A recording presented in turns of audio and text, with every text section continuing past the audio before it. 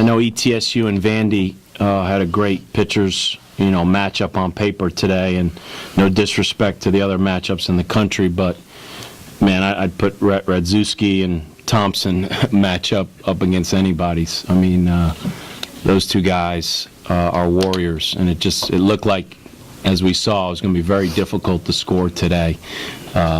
So I tip my hat to those guys because they got a huge two-out hit and run off of Thompson, and you didn't know if that was going to be the game winner or not. And credit to our guys who kept fighting and rallied, and we put up that crooked number there in the 7th. But it wasn't easy.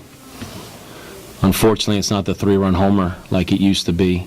It's usually a walk, an HBP, or an error, as we tell our guys all the time. It's you need a little help when you put up that crooked number. So it was good to see us compete.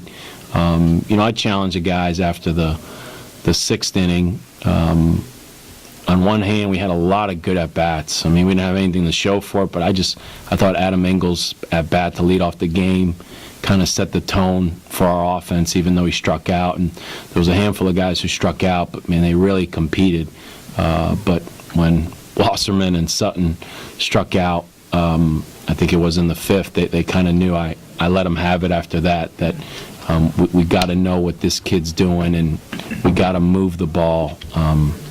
But after facing him, it's very easy to understand why his stats are what they are. I mean, he's tough. What's the feeling like charging down the third base line, knowing that your teammate has to get the bunt down? We've done it a couple times this year. Maybe a little more risky earlier in the year, but he's been good at it all year. We did it up at St. John's, and I got all the faith in the world in him. He's going to get the job done, and he did it perfect. What's the feeling for you knowing you better get it down, or he's a dead duck? Well, Coach Mack's been talking about all week that we're going to have to squeeze at some point in this tournament, and so I kind of had a feeling when I was going to plate, and after Watts' huge at bat, kind of took a little pressure off me, and said a little prayer before I went up to the plate, and came in my face, and I just reacted. So it was kind of, I didn't have to think about it, just let the hands work. What's your reaction when you hear the call that we're going for it? I was kind of excited because I had a feeling that Coach Mack would do it because he's been talking about it. So I was kind of excited. I had a lot of confidence. So you just got to trust these guys. You just try to put them in good situations, and it was going through my head.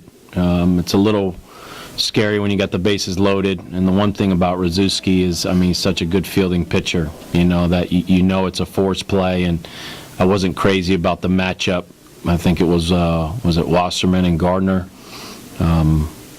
I felt a whole lot better when I had Cole and Sutton, so I just had nothing against Was and Gardner, but I had a better bunter and I had a faster guy on third, so I thought, let's take a chance. We had to try something because, as you guys saw, for 6 innings, the ball's it's just not going in the gap against them. It's extremely difficult to score. In one sense, he doesn't walk a lot of guys, but in another sense, he doesn't necessarily just live in the strike zone. He has the unique ability to be out of the strike zone just enough.